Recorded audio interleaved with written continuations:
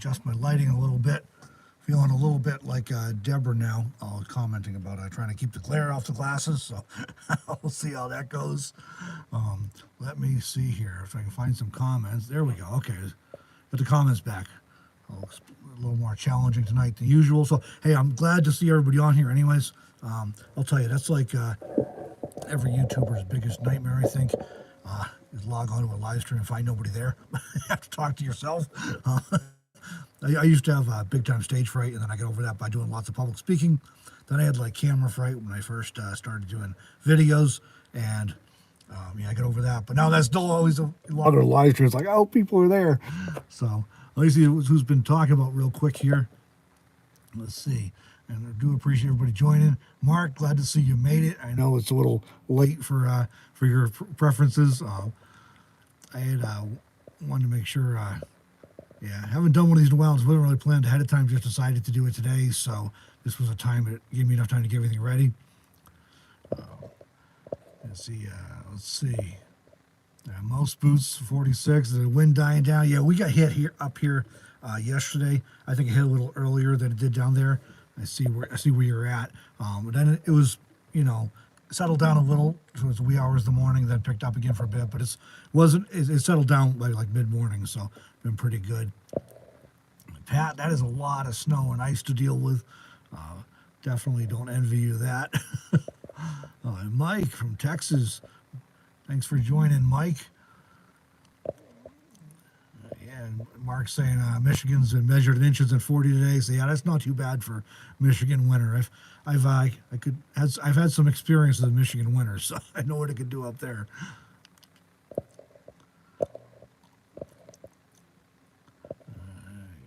Yeah, a real fancy backdrop here, right? You said one of these days I'll get a rig big enough that I can have like a fancy backdrop behind me. But also, if you guys have not, if I don't look for real, you don't recognize me here. I got new glasses recently. They're bifocals, first time for that, and so I'm finding it a little challenging here without the computer, which I'll get to in a minute. I'm using the phone, so I have to look through the reading part to see comments. So we'll do the best we can here. So. Yeah, I'd appreciate everybody logging on and joining tonight.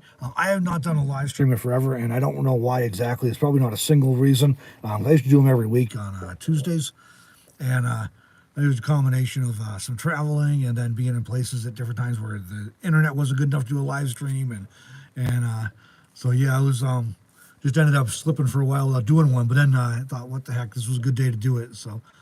Mark says, I'm telling the world I'm over 40. Yeah, I was fortunate to get through past 50 before I needed real glasses. And my kids, were not sympathetic because several of them already wear glasses. But I've been wearing readers for a few years, just got them from Walmart, and I pretty much had to do that to read anything with small print or if the lighting wasn't fantastic. But yeah, then it got to the point where, I couldn't read road signs anymore, and I figured it was time to get that done. So it's been amazing to be able to see things clearly again. I didn't realize how bad my vision had gotten, and it's not terrible as far as vision can go, but it was bad enough that it was making things blurry, and I didn't really quite how bad it had gotten until I got glasses, and all of a sudden I can see again. I'm driving down the road, I can see road signs, and I'm playing with looking over the glasses, and mountains are blurry and then they're not blurry, and it's wow, I did not realize how bad that had gotten. So I was probably the only reason I got by as long as I did was I was using a big external monitor for work. So that big improvement here. So Vesta Moon, welcome. Oh, my mom's on here tonight. When you can't read the signs, then it's time. Yeah, that was what I kind of figured. It was getting to the point I'd literally be right on a sign, and you're driving along at 60 or whatever, and I'm right on the sign before I can actually read what it said. So it's kind of this is getting ridiculous.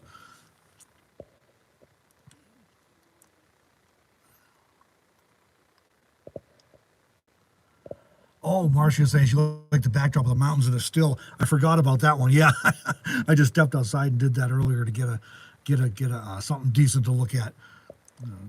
And Deborah's saying next time we need to remember to tell them that we work on computers. Yeah, we did not. We did the vision exams and we did got the reading and the distance and everything, and these are great for all of that. But there is a we didn't think to tell them that we work on computers a lot, and so I have a feeling next time I'll probably end up with trifocals. As exciting as that'll be, because the computer is often like right in between good, comfortable reading distance and distance. So it's kind of I'm always doing this on the computer. Sometimes even just going without glasses if I can get things big enough. So Mark saying GPS helps. Yeah, that is true. That probably is what saved me for as long as it did, because the GPS going and it would tell me when the exit was coming up.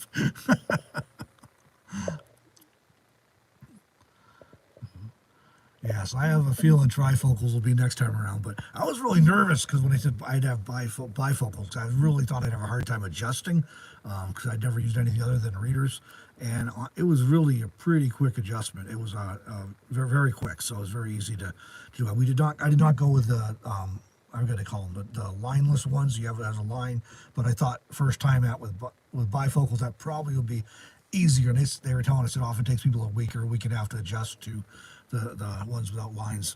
So it was once I got them, it was like pretty quick to adjust. But I still have to little challenge here with the positioning. So, my mother says the dad's worn them for years. That's probably who I got to blame for this. But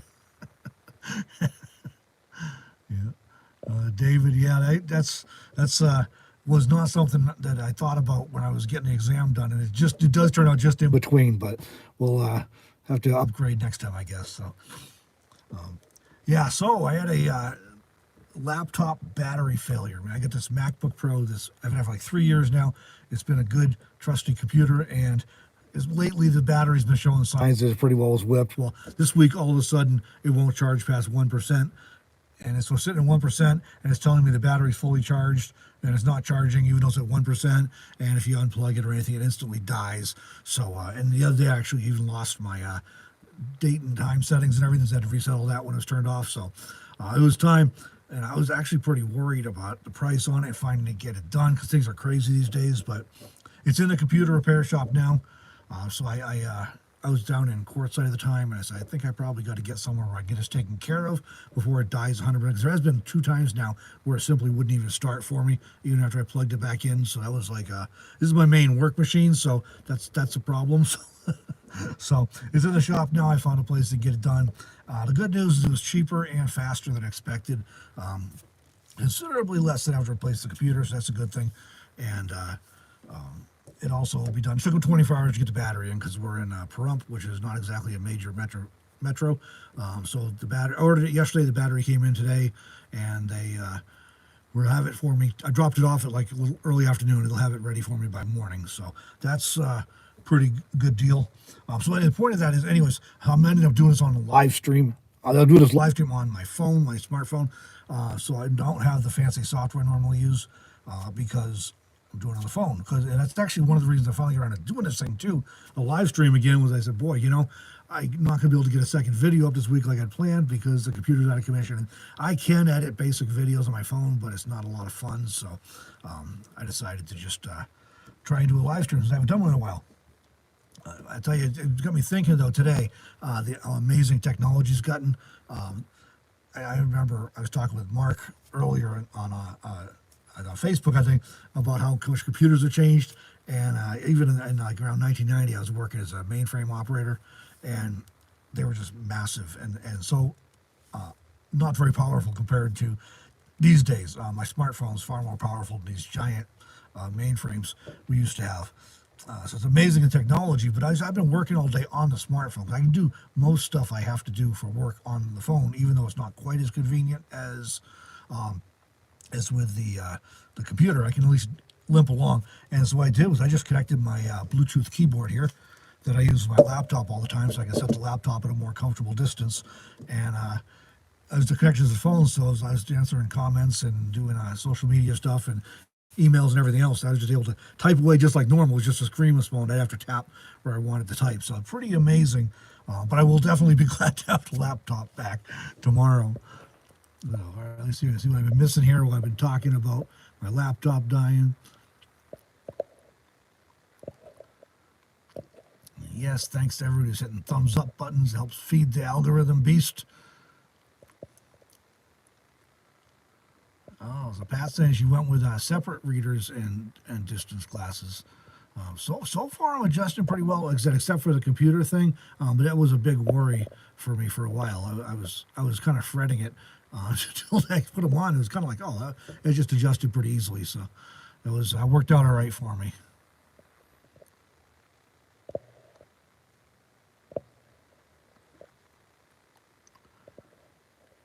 Oh yeah, Deborah saying, yeah, we did go with. We both went with the transition ones where they darken automatically. So and that seems to have improved a lot from what I'd heard from people in years past. So it works pretty well. It is. I do occasionally still try and come inside and think I'm gonna take my sunglasses off, but at least saves me having to have extra things to carry around.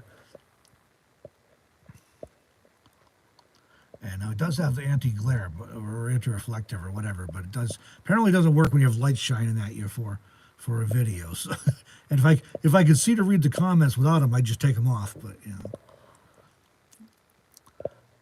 Marcia says she loves live streams. Well, thanks for joining. So, see a few comments about Nomadland. That's next on my list. So we will get to that. I want to see what you all think about it too. But oh, Mama Hall says instead of getting trifocals, got a separate pair of computer glasses. That could actually be an option for me potentially too, because when I sit down at the computer, I do tend to spend a lot of time on it. If I'm only doing something quick, it's not quite as much of a problem to have to do this whole bobblehead thing. But there we go. My parents are saying my father would rather have his car break down than the computer. I might actually go with that still if I was in a regular dwelling thing, but with living out of the van, it's a kind of a challenge when that breaks down. But although here in Pahrump, we at least have a mobile mechanic that comes out, so I don't have to worry about if you get a hotel room or something while the van's in the shop. And sometimes you can find shops that'll let you stay in the van while they work on it or while they're getting ready to work on it, but it doesn't always work out that way. So, Brenda, thanks for joining. Marcy, thanks for joining.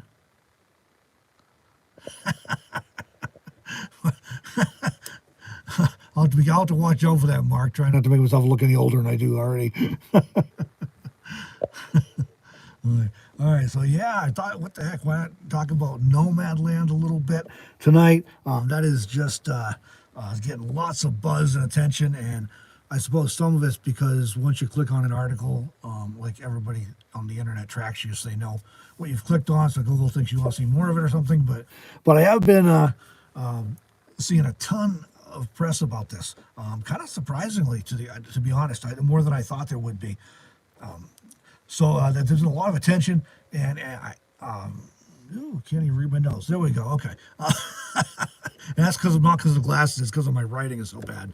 But I think they were, if my memory's right, they were going to release it last year originally, and then of course 2020 was 2020. So, but it did finally get released just recently, and Deborah and I both were able to see it on a early screenings, virtual screenings, because it's because of all the COVID stuff. But it is available now in some theaters apparently, and on Hulu if you want to stream it. So. So that's how we actually watched it the second time on Hulu. So, but we had the privilege. Deborah and I both had the privilege of being extras on the Arizona set for that movie. I think there's about 5 states they shot in, but we got the privilege of being on set in Arizona, and we also had the really awesome experience of being on set for an entire week, camp there and everything. So we got to see a lot of stuff, a lot of behind the scenes and how things went on, and it was just a whole lot of fun. Got to meet the Francis McDermott and David Strathern, and I hope I'm saying his name right, and the director and the producer, and so it was a really cool experience. We couldn't talk about it though because of the way they wanted to handle with Searchlight handling all the release information and promotion and everything. We weren't able to talk about it at the time, so it was kind of unfortunately we couldn't share that stuff, but it was a real cool experience. I have not seen myself in the film yet, but I need to go back through and watch it slow and watch the crowd scenes that were shot in Arizona, see if I'm in the background somewhere. Deborah is in it a few times. You can see her. So let me know if you see me in there. I'd be glad. I definitely want to check that. They did put both Deborah and I, we have our names in the credits for the Arizona cast on the movie, which is really, really cool. That's just, we got screenshots of that because that's, that's just not something that happens every day, so. But anyway, as far as if you're interested in the movie or you want to know more feedback, more perspective on anything, Deborah's in the middle of publishing a 4-part series about Nomadland. And I think our first video from yesterday was titled "4 Things They Got Right," and but then 4 things they got wrong in Nomadland, but also a whole lot of great stuff. I'm butchering the title, but that was the gist of it. So be sure to check those out if you want to see more. Let me see some of the comments here, because I'm getting behind again. So.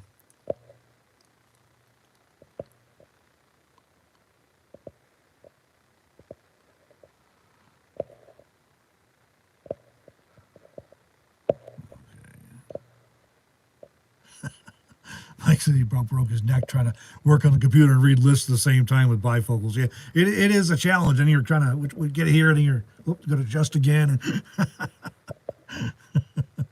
oh, David's watched it 4 times on Hulu. I do want to see it again for sure. And like I said, I have to take the time to pause and check things, but I got more out of it. The first time we watched it was online, so we hooked the laptop up to a TV that Deborah had in the RV with a HDMI, but the volume of the TV was awful, and on the screening ones they didn't have closed captions, so I missed a lot with my hearing not being great.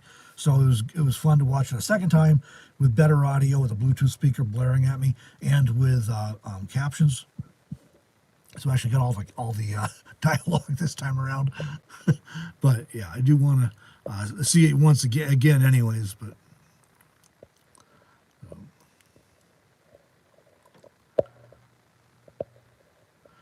oh, Marcy's got an interesting question there. We'll come right back to that. Let me make a note for myself. So I want to make sure we come back to that. Gonna make things better or worse.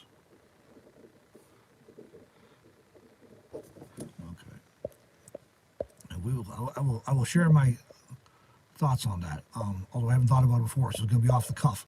That's here you go. Deborah put up a link here for her video from yesterday. 4 things Nomadland got wrong. There you go.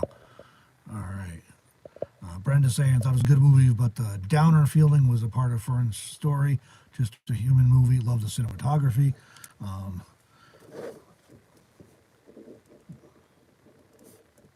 make a note here again, because I want to come back to these things. I don't want to miss them.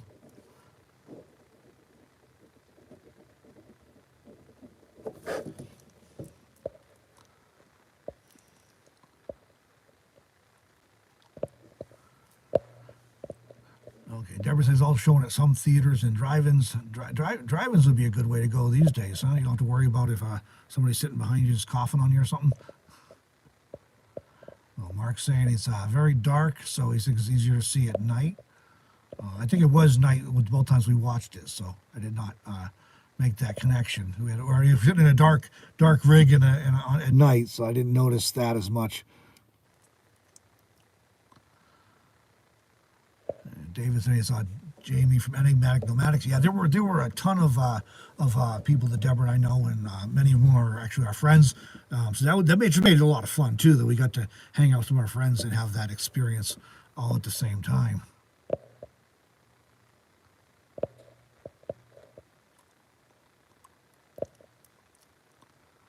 Yeah, they've had Alice. I think they've had a couple of promos I've seen that they did up, but.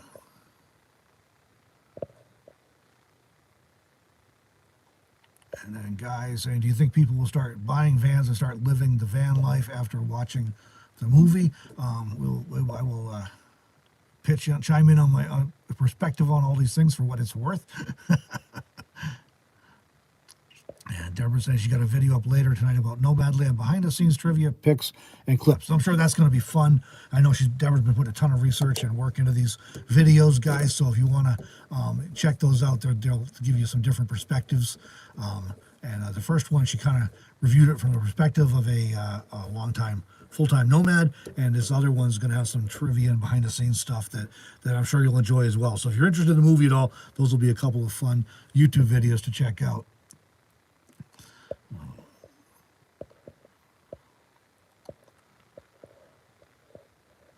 All right, so let's see. So we had some questions here about is it going to get things, Marcy asked, is things going to get better or worse? And Oh, Deborah, thank you there. I did not expect you to do something like that. For super chat, I appreciate that. And yeah, the computer was, I mean, it wasn't exactly in the budget, but it's a whole lot better than I was afraid it was going to be. And when we talked about that, when it was acted up, I thought, oh, this isn't good. I was replacing it, was definitely not in the budget. So let's see. Okay, so we had Marcy was saying is it going to be better or worse, and Guy was thinking, do you think people will start buying vans and living the van life? Yes. Okay. Here's this is interesting, and one of the things that Deborah talks about in her review video, four things that got wrong, and so I won't go into detail here. You can go. I agree with her take on it over there, so you can go check that out. But there's like the traveling lifestyle, and within that you have call them subsets, I guess, or niches or whatever. So yeah, you have you have like your snowbirds who might have a house somewhere they travel part of the year, and you have full timers who are in RVs or whatever, and you have people who are doing vans either because it's a more budget friendly or they just like the flexibility and versatility. And then you have people who are kind of hard up, and they're having to do this not because they chose to do it, but because they just don't have a choice. And some of them end up doing in the work camping or seasonal or migrant jobs. And that is kind of the niche that the movie focuses on, that Nomadland focuses on, is that subset, so it's a limited slice of people who are doing van life or RV life on a full-time basis. And so there's it's not really representative of everybody, but it does do a good job, I think, with portraying that part of it. I know a lot of people that do those kind of things and work camping and things, and I've been not needed to do that because as a digital nomad, I was started off freelance writing full time as I traveled, and then migrated over to doing video and photography. So I'm able to. I didn't have to do that whole circuit. But so I think it's kind of a narrow slice. So I'm not sure how much effect it'll have, and I'm saying that based on the movie's getting good reviews, as up nominated for a whole bunch of awards. I never tracked that stuff. As far as I'm not real big on pop culture stuff, but there's a bunch of awards that's been nominated for. So that's this was well done.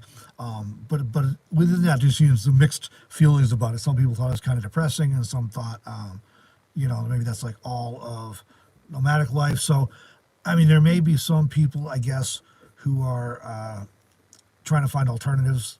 There's an awful lot of people out of work these days. I heard a stat from the Federal Reserve the other day that unemployment is improving in the U.S., but amongst the bottom quartile of Americans economically, social, like 25% unemployment still. So people who are struggling already financially are just been decimated with this whole thing. And so I think there may be some of them that see this and go, okay, hey, maybe I can do that, and maybe this is an alternative to trying to keep doing things the way I've been doing them.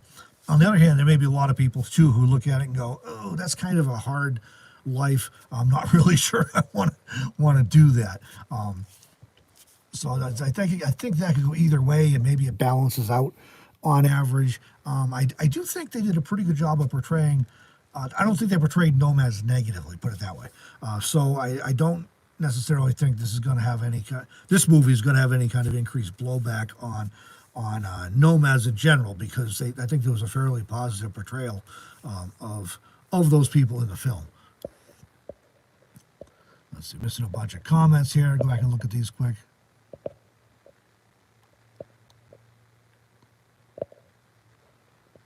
Vesta's saying if the movie is the only thing folks had to go on, then maybe, not as if it comes from a dark place in Fern's life. Let them continue more research. Right, that's, you get a different perspective.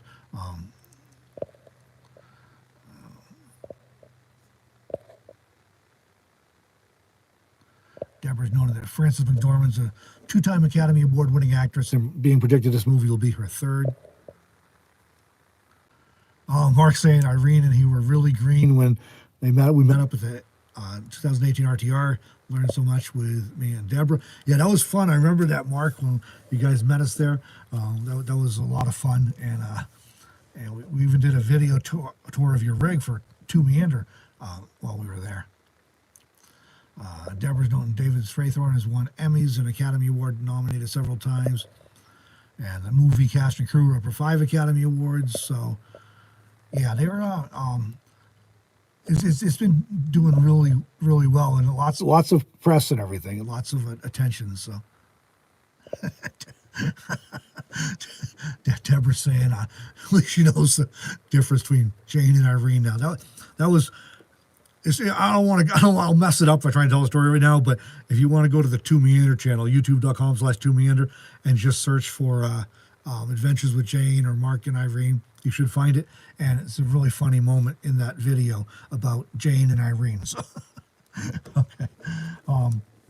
And then let's see. Somebody was saying too that the movie was a little bit of a downer because of Fern's story, and that definitely is. I mean, she was definitely going through some hard times.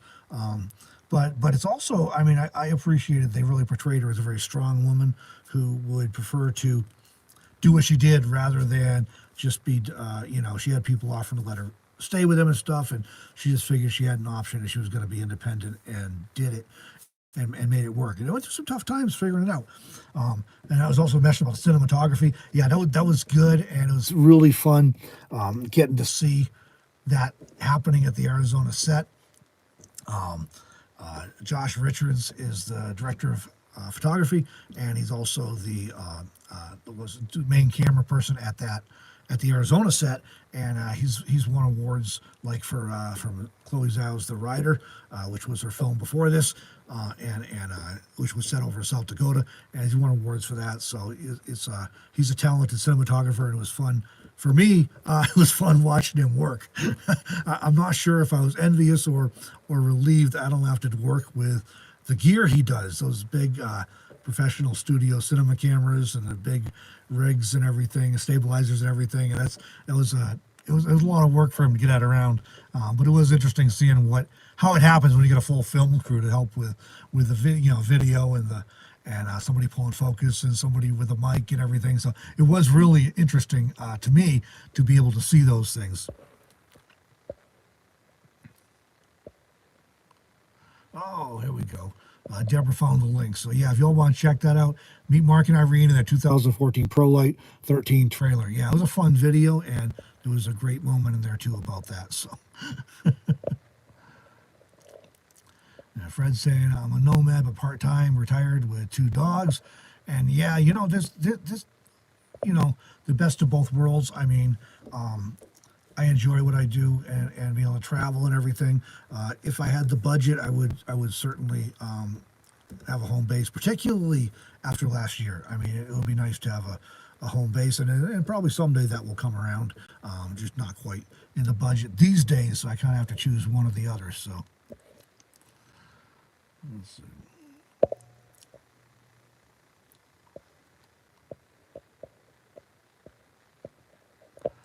Vestas, I would be full time if I get my van built. Yeah, I'm sure that is a challenge. I've done a few, and it's always more expensive and more time consuming than expected. Even if you're trying to keep it on a budget and keep it simple, it still is a challenge. But yeah, you'll get there, and we look forward to seeing you out here when you do. Caveman's camping, noting programming is a good pay these days, and that is if you can get retrained on that and get proficient. That is a huge opportunity for retraining. I used to do that back in the day, and I kind of moved on to other things, other interests, but I did do that for quite a while, and that is definitely a good opportunity for those who are tech savvy enough to be able to put in the work to master it. It is a lot of work for sure. But yeah, Brenda's noting, beyond the influence of the movie, I wish newer RV travelers were more interested in preserving our wild areas instead of jeopardizing camping opportunities for others. And that is just such a huge thing. And I've been doing this full-time for 5 or 6 years and part-time for forever.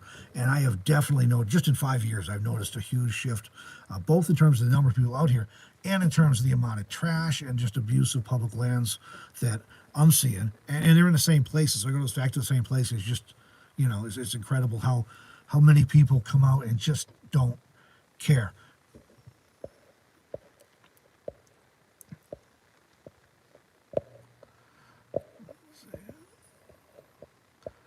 Investment stage has a van now. It took forever to find. It is getting really hard to find vans these days. It wasn't too many years ago. I mean, people were just about giving away full size vans because nobody wanted them. And now with this whole thing getting much more famous and everything, it's really hard to find full size vans. And then for a lot of, minivans are great, RVs are great, but for a lot of people, a full size van is kind of the sweet spot. And what I like is it's a little balance space. I could use a little more room sometimes, but I get by fine. And a little more headroom would be nice. But I really appreciate the places I'm able to get in this van. I can still park in a normal parking spot when I have to go into town. I just yesterday was driving up an ATV road that a lot of people probably wouldn't think about taking a two-wheel drive vehicle up, and this thing just lumbered right on up the trail and got me where I wanted to go. Unfortunately, last time I was up there, cell phone coverage was usable. This time it's not. I don't know if it was just that day or whatever, so I had to come back down the hill and camp at a less awesome spot. But it still was a fun ride.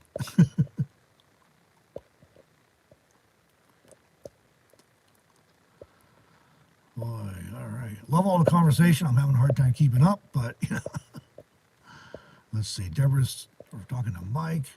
I'm not sure which movie they're talking about, but Ernie, hi, and thanks for joining tonight.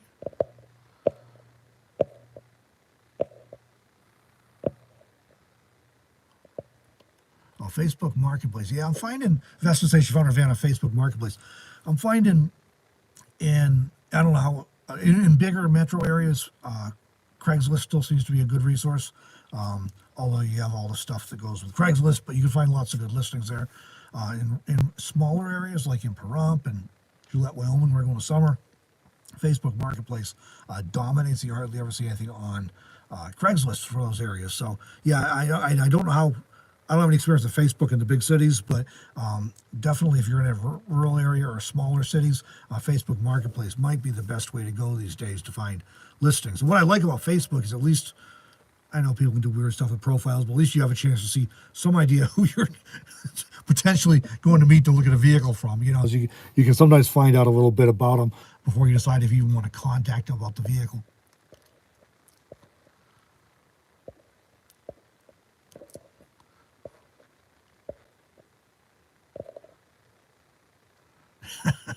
Yeah, part-time for like forever. Yeah, that's about it. I've been traveling for as long as I can remember. Back to my parents used to take us traveling all the time. But as an adult, every time excuse I got, man, I've never passed up a road trip. I've given up jobs to pass up. I've given up jobs to go on a road trip to keep up impromptu because I just love traveling. So Deborah's noting I have one coming for sale. Yeah, I have a note somewhere about that. So thank you for reminding me. Yeah, make sure it's on my list. Yeah, I do have one coming up for sale soon. We'll be getting to that. I'll provide a few more details about that. Rock quickly, as my Texan friends would say. Dandy Dan, I'm a longtime viewer, but seldom do I comment.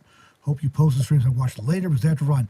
I will, this whole thing will be live, Dan, and if there are any segments that are good standalone commentary, I'll post them as excerpts, because I know a lot of people don't like live streams that are just too long and not focused enough, but some people do, so that's why we do them, for those who love them, and for those that don't, I try to post other things or excerpts so they can just get the part of the thing they want to care about. But thanks for joining tonight, Dan. This will definitely be available on YouTube, or almost definitely. We did have that one or two times where one failed in the processing and it never got published. But that was a glitch with YouTube or with the app, not with us not trying to publish it. So, Marcia, have a good evening. Thanks for joining for a while here.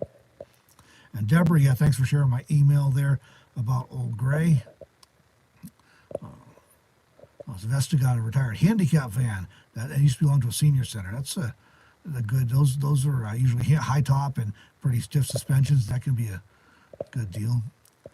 My mother's noting the attitude of not caring permeates everything nowadays, and that is unfortunately that really does seem to be true. And that is a cultural And I did a video a while ago, and it was in Nomad News, I think, and they were talking about all the trash and abuse of public lands, and the rangers were being all diplomatic, talking about need education to tell people the ethics of camping and stuff. And I was like, yeah, it's not about education; it's just about people just don't care. You don't need to have somebody tell you don't leave your trash at a campsite out in the wilderness. That's or don't vandalize things. That's you don't have to be told that. That's Oh, Brenda's asking, can I elaborate a bit on my Nomad 101 course?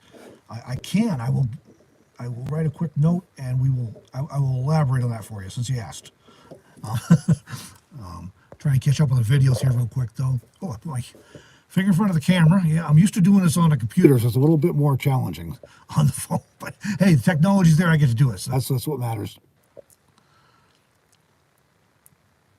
And Guy Orvis is planning to leave housing less than 400 in the fall of 2022. Spent his 70s fishing, boondocking.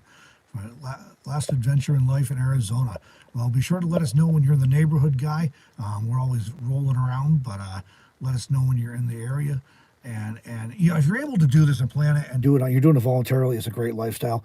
It still has its challenges and hardships because every lifestyle does, no matter what you do. But it's definitely different than if you're like Fern in the movie, and you just your job goes away, your town, literally they close the town, and you're forced into radical decisions late in life. That's a really difficult deal. So it is different if you're doing it voluntarily. Oh, and a super chat from Mark, Adventures with Jane. Thank you, Mark and Irene. I appreciate that.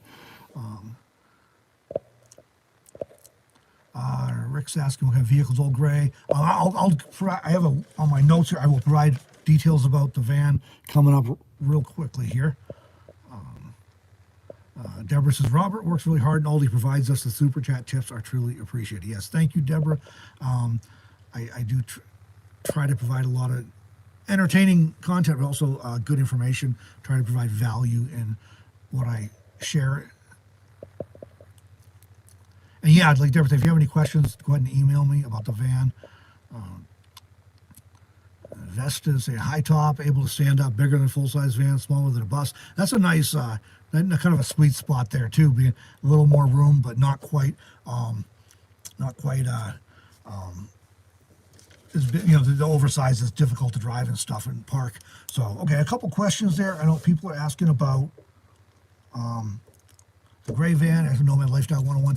Let me say one more thing before I dive into that I forgot to mention about Nomadland, and that is that after that Deborah's publishing a 4-part video series, which are great, you'll want to check those out, is Deborah's also working on a new book, and she's titling it How Being a Nomad Saved My Life. She's hard at work on that, and that promises to be a really good book, an inspirational book, so keep your eyes out for that. I know it's going to be out sometime this year, or I think I know that. I'm pretty sure I know that. Deborah, any updates on when the planning for the book, when that's going to be available for those who are interested? Because you'll enjoy that book, I think. Find a lot of value in it. So,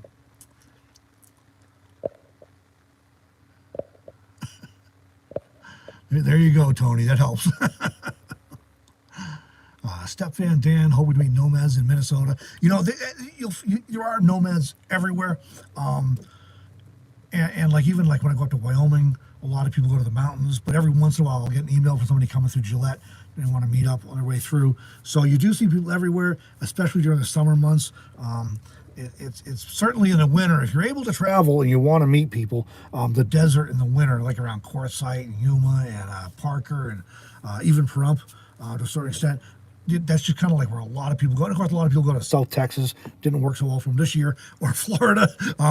But you'll find, I think probably you're going to find the greatest concentration in the desert Southwest along the Colorado River. So across into California sometimes. So, if you're able to travel, that's a great way to meet people. And then you can connect with people who are traveling all over the country. But, and that is in the summer, we do tend to scatter to the four winds. I kind of base out of Wyoming in the northeast Wyoming in the winter. In the summer, but then I do trips all around from there. Winter, I basically base in between Pahrump and Quartzsite area. But again, I sometimes end up in up north, sometimes to Wyoming for Christmas, or this year I was in New York actually with my grandfather for Christmas as well, and actually was able to spend Christmas Eve and most of Christmas Day with him. So that was really a very special experience. But yeah, so you'll see people are around, but yeah, you start in the winter. You kind of get the valley. If you're looking at weather that's safe from snow and safe from freezing, being as comfortable as you can be, you're basically looking to be south of the I-10. And there's even some exceptions with that. But basically, look south of the I-10, and that's where you're going to find most people in winter. Then in the summer, they just scatter everywhere, including sometimes up to like Alaska and all other stuff like that. So, all right, I get caught up in comments again. I get busy talking. So, here we go. Deborah put up a link to her book, so that's where it'll be as soon as it's available. Okay, as far as Deborah's next book publication, she has to finish it soon, or her writing partner Angelique will hang her by her toes. Well, we don't want to see that, although it would be good clickbait for a video, Deborah. So, all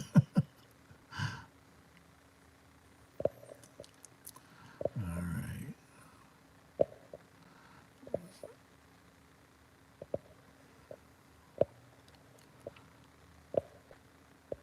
Oh, Sunny Rivers is on here. Sunny, hello.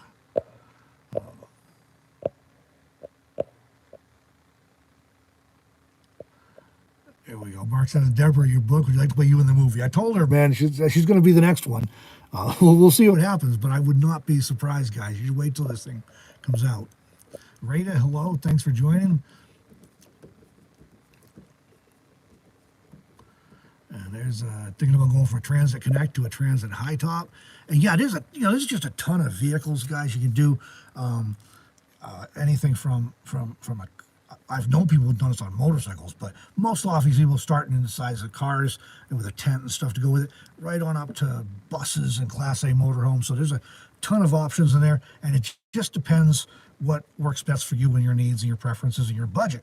And the other side of the thing that sometimes people don't tell you is that most people, this may not be 100% true, but most people that have been out here for doing this for a while, especially full time, and you talk to them and you ask them, and they're going to tell you they've had 2, 3, 4, 5 rigs, or they've at least had one rig, they've remodeled it several times, because what they thought was going to be ideal when they started just didn't work as well in practice. So don't be afraid to start with something that you think might not be perfect. It might work well for you, or if not, at least it'll give you a better feel when you get ready to upgrade in a little while of what you do want when you do something different.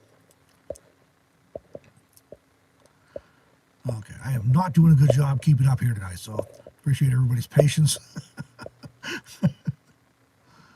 Oh, Marcy asking, when do you need to watch out for when meeting someone new? That is boy, that's a. Hold on, let me make a note, Marcy, because I want to.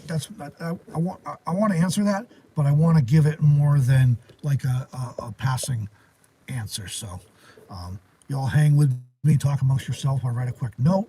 This is where having a partner on site is helpful.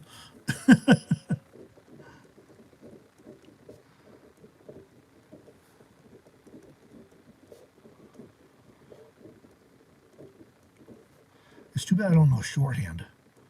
I used to think that when I was a journalist full time too. But okay, I made a note, Marcy. I will share my perspective on that. Deborah says she's actually under contract for her story. That is fantastic and awesome and amazing. That's exciting. Tony, I like your book, 21st Century Nomad. It's a good read. Thank you, Tony. I appreciate that. I tried to pack as much value into that book as I could without making it ridiculously long, both because the cost goes up for printing, and also just because, I mean, let's face it, most people these days don't want to read a Mishner length book. Although my middle son does. He's a big reader.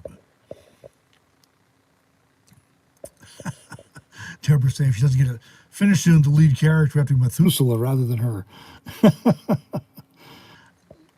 Vesta started with the biggest Class C and keep getting smaller. And a lot of people do that too. I mean, some people start small and go a little bigger, and some start real big and go and find it's easier, preferable to go smaller until you get your sweet spot where it's just what you need. Some people start with like a van and go the other way and go smaller right away. So it's not. I've done a Toyota Camry, Town and Country minivan, a cargo trailer, and now 2 full-size Ford vans, one high top, and this one that's not very high. I can't even wear my fancy, what is the name of that? Sombrero. I can't wear my sombrero in here because it's the roof. So,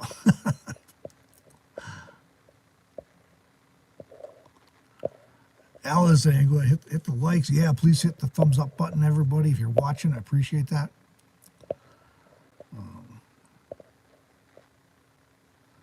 Oh, Marcy, no problem. I just, I want to make sure I can give that the response it deserves.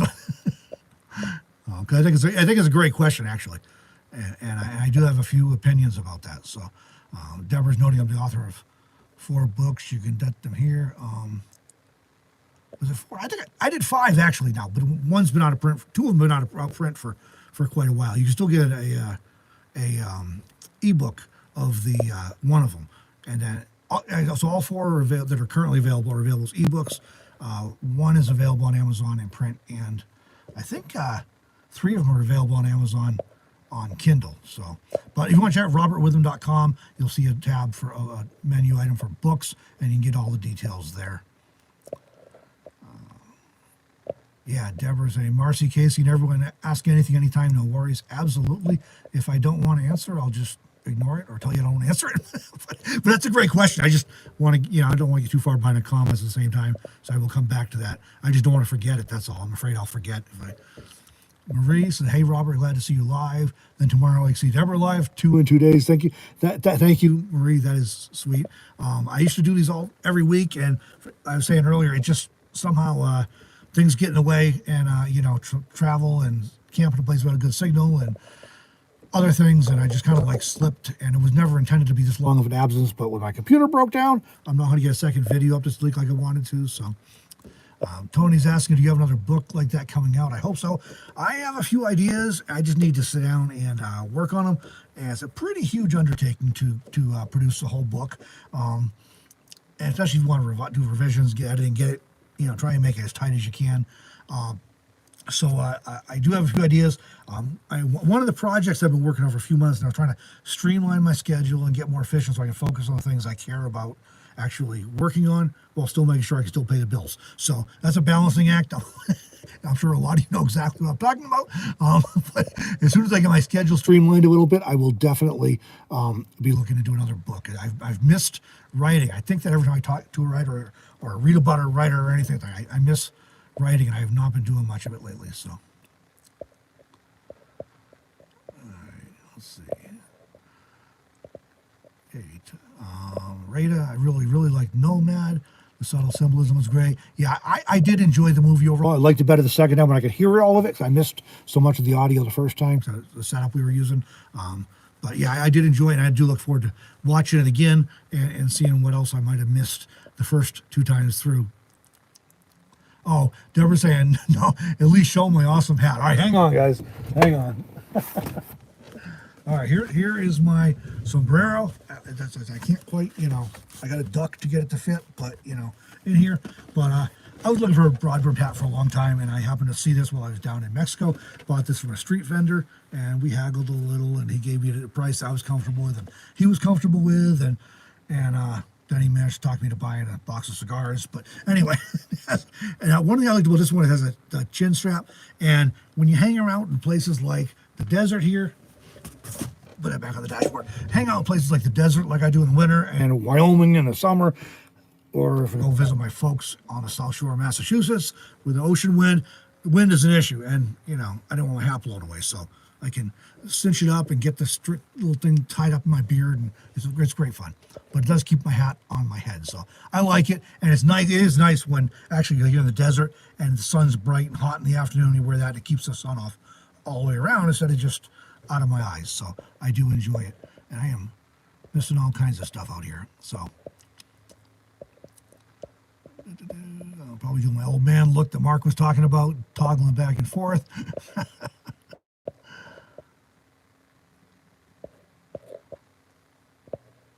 Rada's looking forward to seeing a Deborah book turned into a movie. I am looking forward to that too, Rada.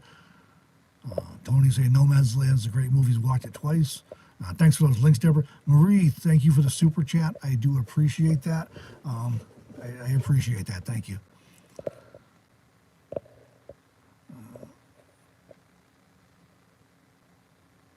Marcy's asking, are books hard to write? I know, hard to read, slow reader.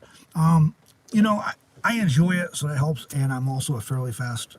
I'm not as fast typist as Deborah, but I'm a fairly fast typist, and I'm a fairly fast writer. So it's actually not painfully slow for me, but it's not. But there's the whole process of. Now I'm talking nonfiction. I have not written a fiction book yet. That's on my list to do. I always say Deborah's cooler than I am because she writes fiction. But so that aside. With nonfiction, it starts with the idea, then forming an outline and tweaking that and figuring out how you're going to provide value in it, make it organized and logical and everything, and then fleshing that out, and then actually writing the. Sometimes research there if it's not something you're familiar enough off the top of your head, and then there's proofreading and editing and formatting, which for publication, which fortunately, I learned to do page layout and design while I was a journalist, so that helps with that. So, but it's a fairly involved process. I know some people could take 6 months to a year or 2 years. I can do it in, if I just sat down, if I was prepped and knew what I wanted to do, I'm sure I could do it fairly fast. But with all the other things to do, it takes time. And I'm sure the fiction writing process is a little different, but I'll tell you about that after I've written a fiction book finally.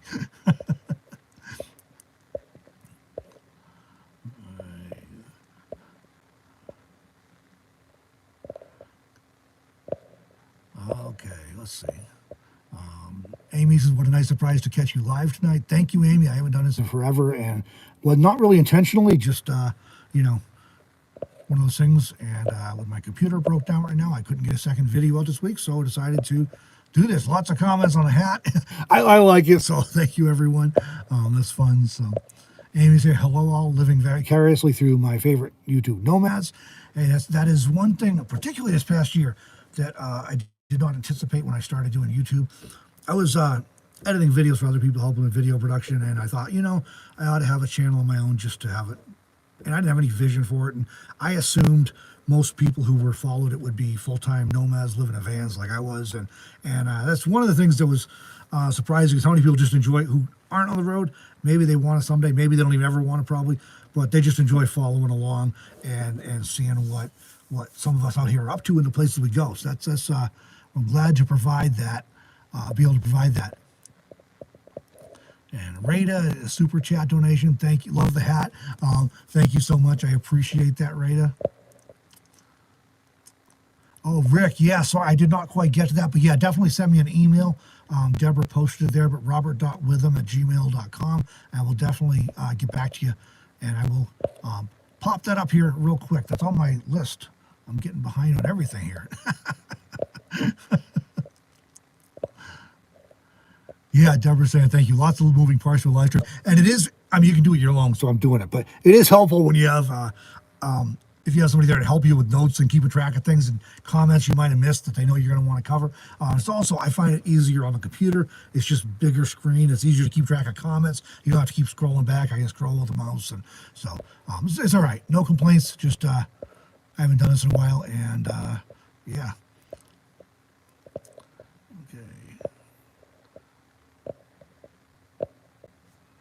Dan, thanks for joining tonight. Alice, if you're asking about Deborah, yeah, Deborah's live stream, she does it at 5 Pacific, 8 Eastern. So I'm an hour behind that tonight. But Mark says, yours and Deborah's channels are the most real and honest view of nomad life on YouTube. Well, thank you, Mark. I appreciate that. I always laugh a little bit. We pretty regularly meet people. Kind of goes in spurts. We meet people often, and that's one of the things that people often say is that you guys are just like on YouTube. I think, well, yeah, of course. I guess everybody isn't, and I guess that's fine. I'm not making any judgments there, but yeah, we both try and keep it real, and there's not any real pretense. So kind of the way it is. So. Do drop in. Love your nighttime photo you posted. Thank you. That was a fun one. I meant to redo that with a mirrorless and try and get a higher quality on it, and I just ended up leaving before I got to it. But Mouse Boots 46. Nice to see you live. You missed Nomad news too. I need to do some more of those. It seems like it's been slow in the news, other than the movie. I have not seen as much lately, but I can dig in and more. Maybe next week I can get one up again once the computer's back and running. That is a little more editing on those. But I'll tell you, I have thought about. I don't know what you guys think about this. Those of you who like the Nomad news segments, I have thought about trying doing those live, and of course they'd be available then afterwards for everybody to watch if you don't want to watch them live. But I have thought about doing that, Tom, in part because it would save a lot of editing time and everything, but also because I thought it might be fun to do like a live news broadcast and have people be able to interact in real time. So if you do follow those, let me know what you think about that, and we'll see what we can do.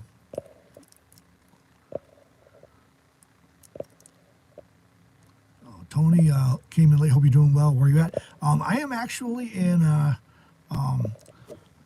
Pahrump, Nevada. Let's see. I have on my list. Here we go. That's on my list. I'm in Pahrump, Nevada.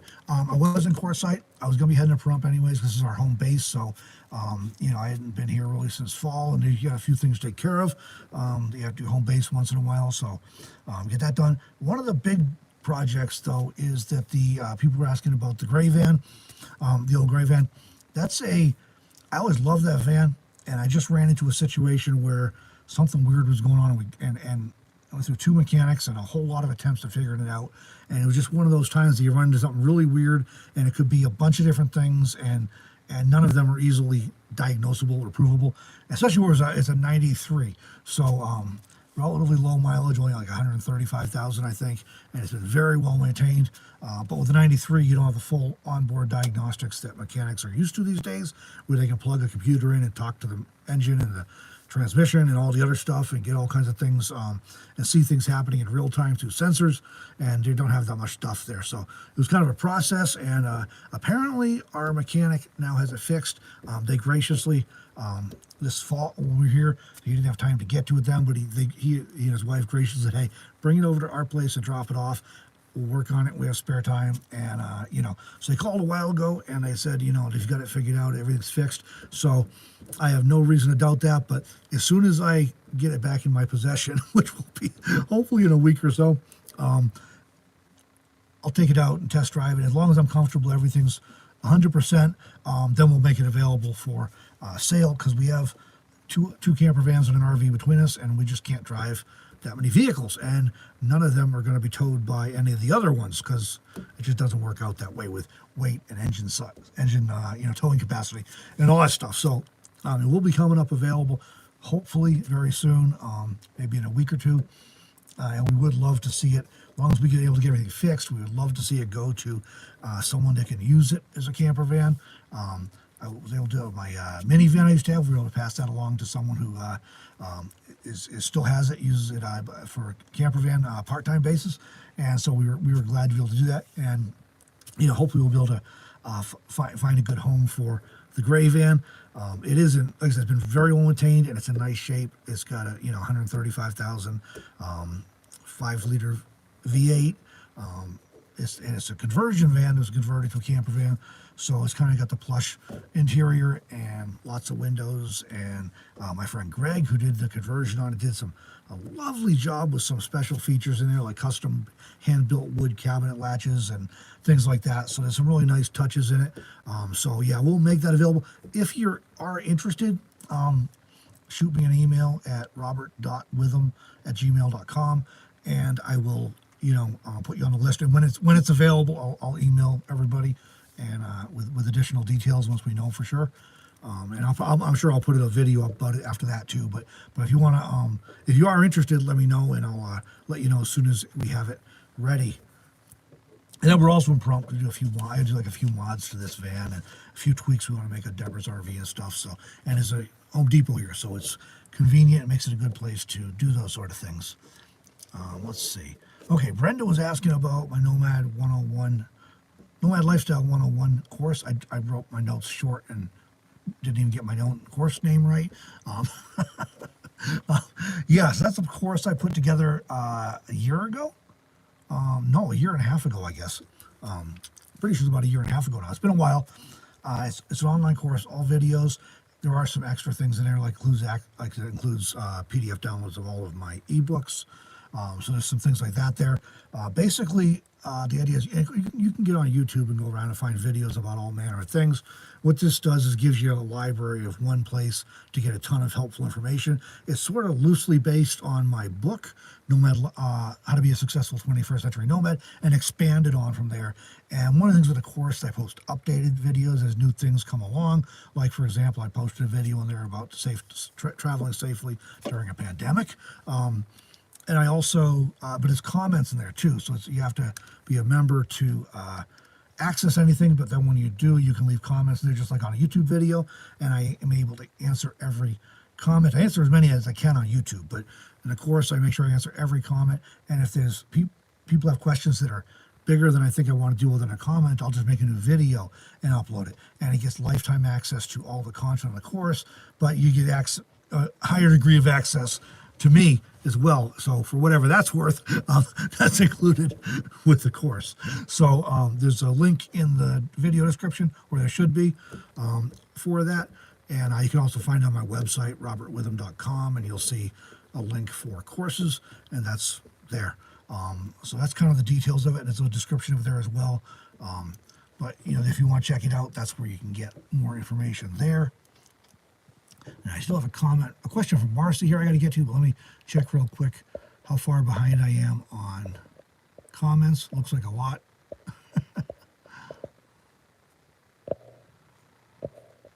Mark says, I love Nomad News. Yeah, I have to dig in and find some more stuff so I can do another one of them next week. Alice is asking today, nomads suffer because of the recent storms, especially in Texas. Alice, I have not heard anything personally, but I also am not in any of the Facebook groups where people talk about that stuff a lot. So, but it hasn't come to my attention. If so, I certainly hope not. But I would expect some people must have certainly run into some hardships at a minimum. Anyways, Amy says another vote for the Nomad News. Love those.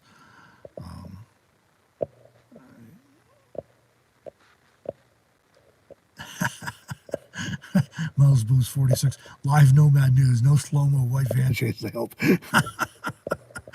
We'll stay away from that.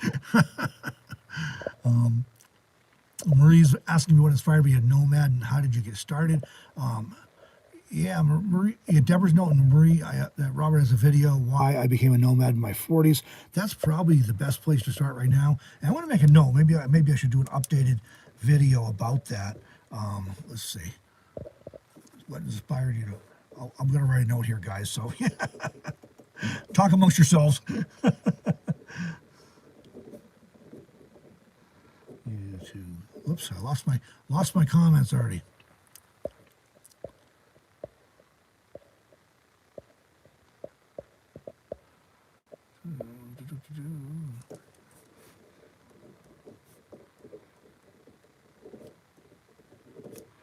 I will be right back with you. All right. Yeah, there is that video that Deborah put a link up to, Marie. That's probably a real good starting point. But I'm thinking it might be time to update that. And so I will plan on making a new video about that very soon, within the next couple weeks for sure. So, yes, Deborah says, thanks for the thumbs up, everyone. Be sure to subscribe too. Please subscribe if you're not already. I try to do a couple a week and may be back to doing live stream more regularly, so we'll see how it goes. But I try to publish stuff regularly anyways. And there's a link for the courses there. Mark says, Irene says I have to go to bed. Take care, Mark and Irene. Have a good night. Thanks for joining. Tony's asking, where were you in the movie Nomadland? Tony, I have not. I gotta watch it and pay more attention to see if I'm in there. I have not caught myself in the background anywhere yet. Deborah's in there, I think, 3 times. And if you go check out her recent video on, I believe she covers it on the most recent one. Correct me if I'm wrong, Deborah, about the 4 things they got wrong. She does list the time frames where she's in there and what that scene looks like. So that would be the best way to get that. Carol, thanks for joining. Oh, Mike's leaving too. Oh, well. All right. I think Mike was saying good night to Mark, but good night, Mark. Good night, Mike, if you're leaving too.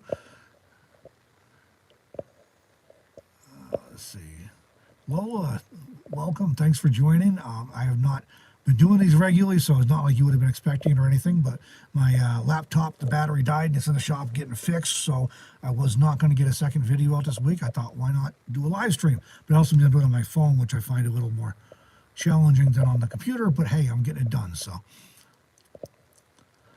Brenda's asking, thank you. I was curious about the ability to write updates. I have your book. Yeah, and that's one of the things I try and do with that is to do update periodically. And definitely if somebody in the course emails me and says, hey, what about this or that, I'll definitely post an update if it's something that isn't covered in the course already or if it just needs to be expanded. So I want it to be like a living, breathing thing that is perpetual. And you got lifetime access so you can come back, whenever you want to rewatch something or check out what's new.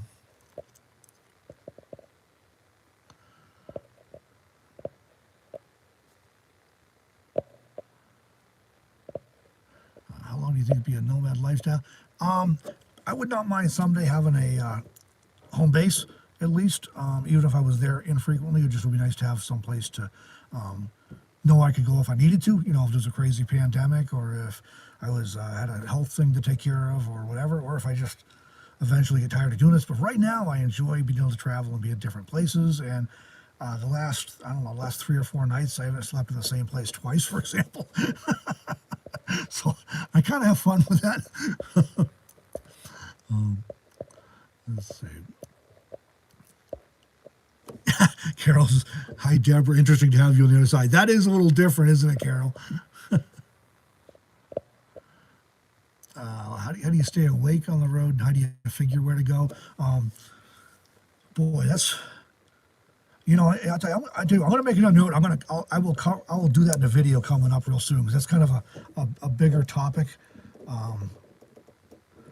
that I'm going to be able to do justice to. Because I want to be able to share a few resources I use and everything, and so I want to prepare for that. And let's see.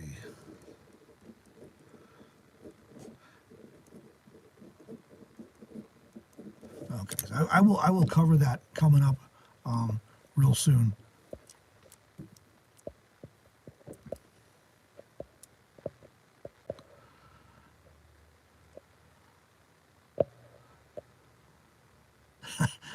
Dewdrop says that Deborah's blessed having a great breakfast shift.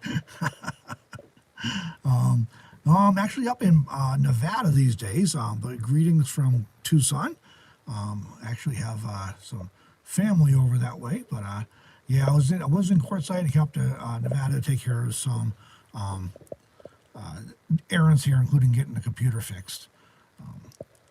Lola saying get some mic noise. That is not good. Yeah, I wonder if it's from. Yeah, I wonder if it's from touching the.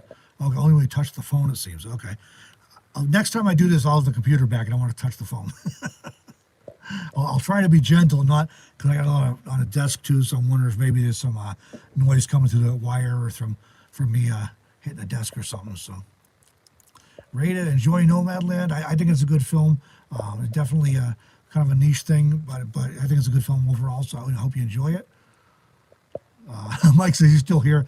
He can't shut down till 2 a.m. Oh boy. Okay. Well, I won't be going that long, Mike. But there you go. Yeah, I'm looking forward to seeing Deborah's trivia behind the scenes vid. I haven't seen that one yet either. So. Tony, well, thank you. I try to keep it just me, and I've been doing video long enough now that I'm comfortable in front of. I just turn the camera on and start talking. It doesn't faze me anymore, so it is very natural. It's not really scripted. I mean, sometimes I'll have some notes to remind, so I keep on track. But other than that, I mean, even that, it's just bullet points. I don't do like a teleprompter or anything like that. So, yeah, what you see is what you get as far as that goes.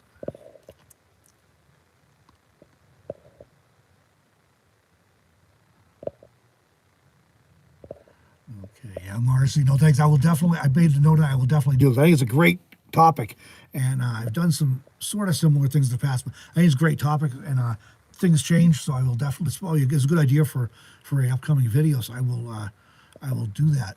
And right now, the next little bit, I'm kind of in one place. I'll do some day trips, but I'm kind of in one place while I get some errands done, so it's good to have some video ideas that I can do while I'm here and not just while I'm traveling, so Sonny, thanks for joining. Have a good evening.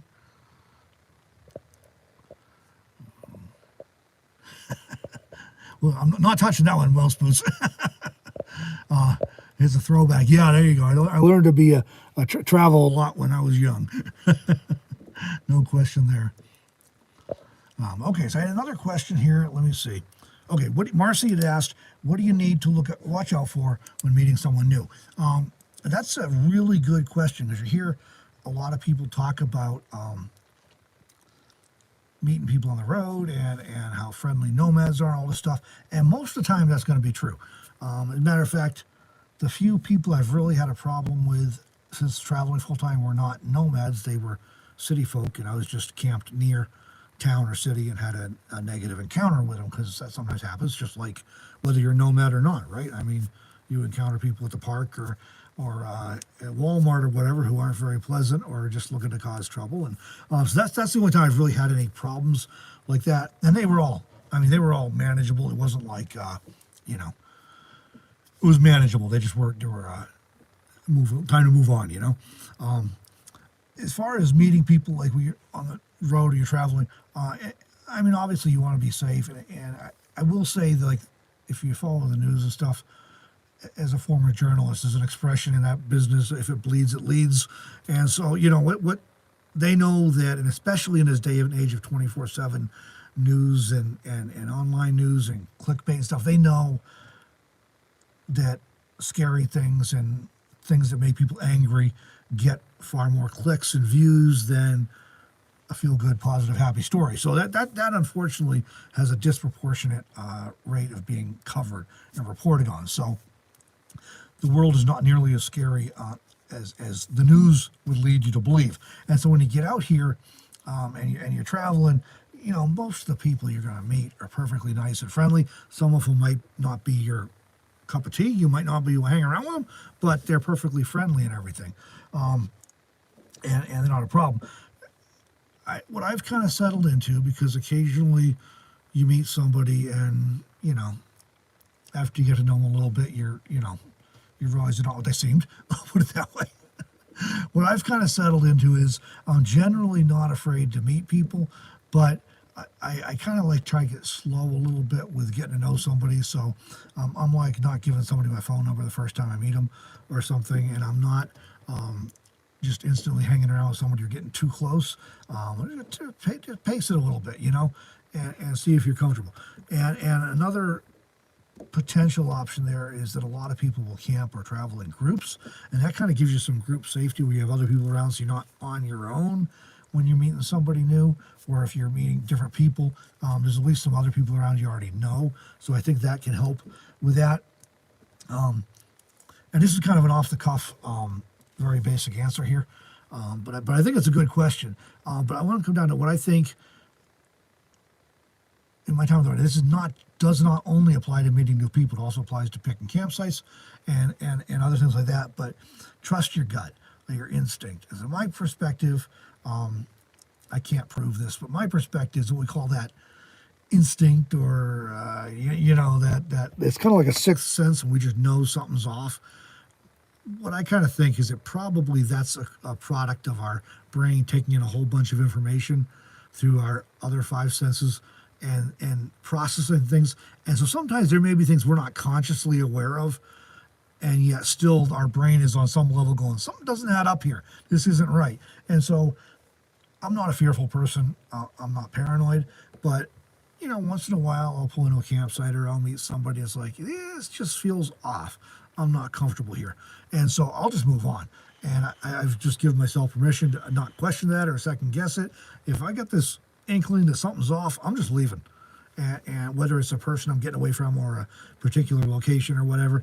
And I think you'll find that'll serve you well.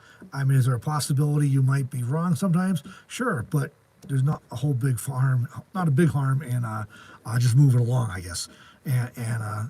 So I think that can keep you out of a lot of trouble, just using, and then just the whole, using that instinct, but also just, if you think about it, I mean, if you're meeting somebody in sticks and bricks life for the first time, you're probably not going to get too close the first time you meet a neighbor or the first time you meet a coworker, and so you'll bump into people several times, and then maybe you start to get a better sense that this is somebody I'd like to talk to a little more, spend a little more time with. So that gives you a chance to feel people out a little more too. So I would say probably those are the two big things I would say is just take your time getting to know people before you get too close, and I don't mean like a real paranoid way, just a little bit at least, and trust your gut if something doesn't feel right, and go with that. And then maybe if you're concerned beyond that, maybe consider trying to find some other people to travel with or camp with, just as a way to provide a little more sense of security while you're getting familiar with and comfortable with traveling and that whole thing, and how people normally act out here. Which is, it's basically the same, but people tend to be a little more relaxed and social than in sticks and brick stuff. So there is a little difference there, I guess. So all right, see what I'm missing here. So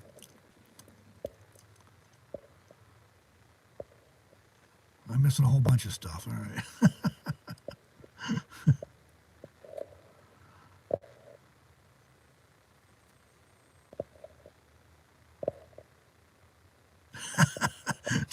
Watch out for men in white vans with white beards. There you go. That's all you need to know right there.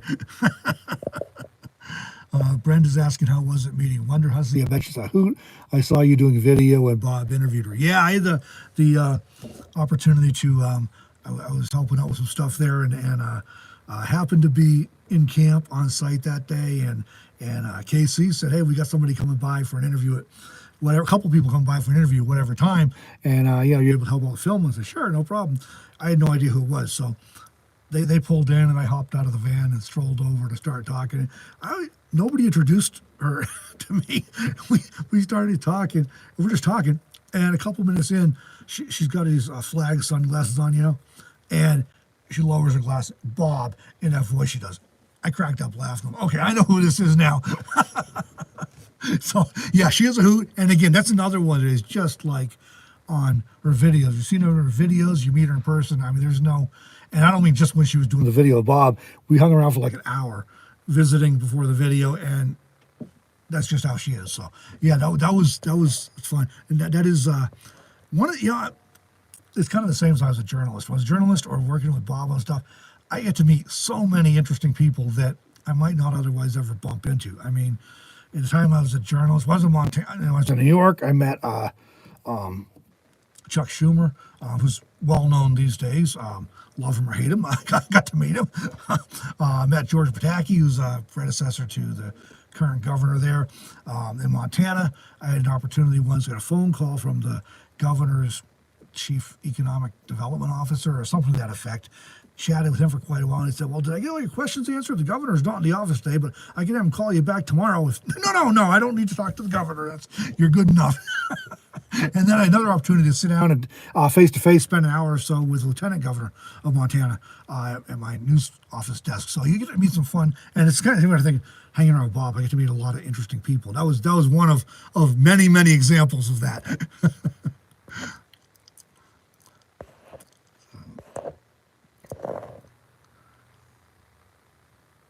Katie's asking about making cooking videos. Any thoughts on camera, tripod, etc., and how to get the top-down shots of food while cooking? Oh boy, that's I'll tell you what, Katie. I don't want to go too deep in that publicly because I don't really do too much cooking videos, and maybe I will if there's other interest. If anybody else is interested, post a comment. Let me know. I'll do it. But meanwhile, if you shoot me an email, I'll try and give you some one-on-one commentary on that. Rather, I've been on a while now. I didn't realize it had been that long, so I don't want to go too deep in that right now. But if you want to email me, or else if there's some other people that are interested, I'll look at making a separate video and try and cover some of that. There you go. My mother says the news has to awfulize and catastrophize. There's a couple of 50-cent words for you, but that is it right there. Looks like Deborah's on the roll here, cleaning up some comments for me. Thank you. I would never be able to keep up with that too tonight. Marcy's asking, where do you find groups?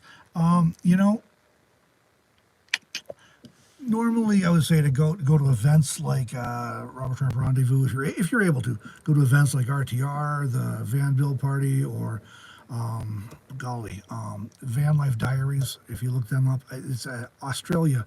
web address. But if you look at Van Life Diaries, they normally host a whole bunch of events, and they're smaller. Deborah's meetup in December in Quartzsite, of course, which also had to get canceled this year. So normally I say that's a great place because you can meet people in a group environment, rub shoulders, chat over a few days or a week or whatever, and probably you'll find some people you connect with. You may want to travel with or camp with a little more after the event's over. This past year, that's been a challenge. But when that resumes, I think that's a good option. Other than that, the only thing I can think to tell you, and I don't have like an address or anything off the top of my head, but I know Bob and Sue Ann at Cheap RV Living Homes on Wheels Alliance, they're doing some virtual, they were doing virtual caravans. I don't know if they're doing any now. And they also were doing, or they have some kind of a, I don't know if it's a Facebook group or a meetup group or something where people can kind of connect on who might be interested in camping and together. And they do the same thing of, do your own due diligence, check people out, make sure they seem okay before you go join a group of random strangers in a forest, I guess. But those are the two things. Under normal times, I think the best bet is to go to a meetup if you're able, and because you will meet people that way. And if you go to a few meetups, you'll meet different people. Some of the same people will be at different meetups, so you'll get some overlap that way. And if you're able to pick out meetups that seem to be in the flavor of that matches what you're trying to do or how you want to travel, that'll give you the best look too, because they're different meetup styles. So as for me, I just kind of I seem to just meet. I'm an introvert, and I've met so many people I can't keep up with them all, honestly.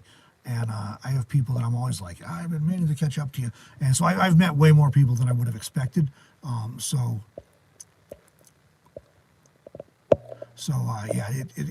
Once you do get out here and you start camping in places nomads camp, you will meet people pretty quickly, without even trying to most of the time.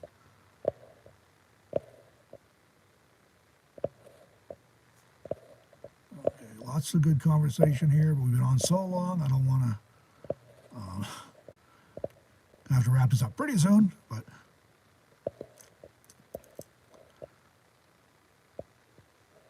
Yeah, now let's talk about my doggy brain there, but that's a lot of people do travel with a pet for that reason too. Even little dogs will make some noise and alert you when something's going on, so that can give you some security as well by giving you a heads up.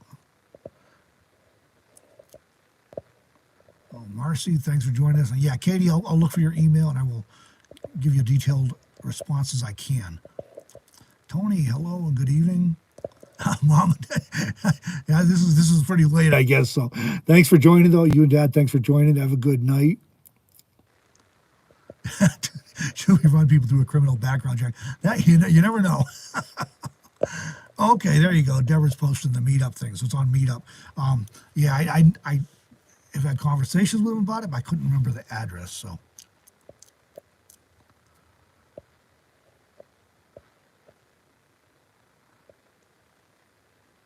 Yeah, and Marcy, yeah, most of the people that I've met, that Deborah's met doing this stuff are friendly.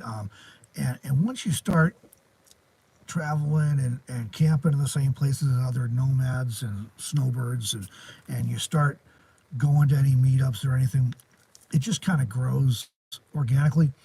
And you meet somebody, and then you meet their friend, and before you know it, you got more people that you can keep track of. It really does work that way. Oh, Deborah, thanks for the clarification. Tony is Antonio on the road. I thought so, but I was not positive. I was thinking it might have been. All right, do I have any other? I think I'm running out of questions here. I think I covered everything that I wrote down and said I'd cover. But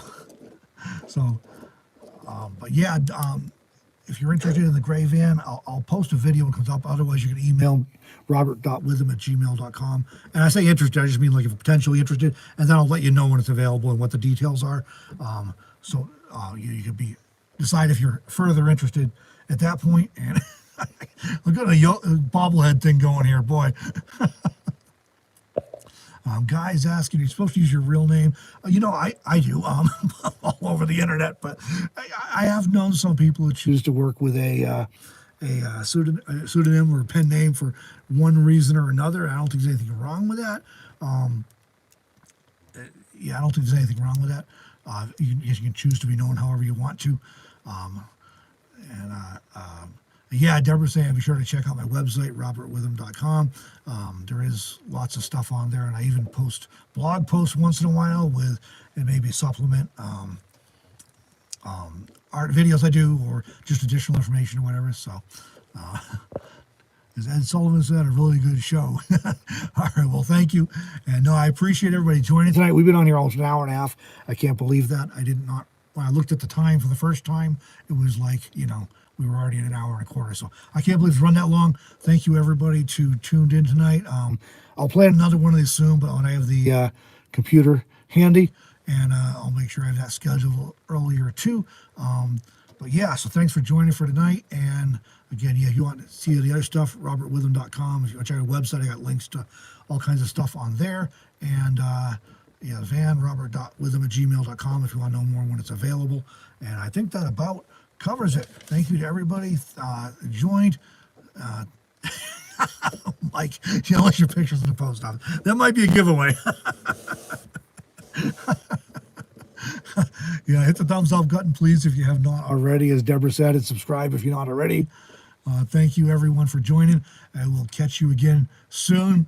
And I'll have a couple videos planned from things we mentioned tonight, and hopefully a live chat soon. And we'll definitely get a Nomad news rolling soon as well. So thanks, everybody. We'll catch you next time.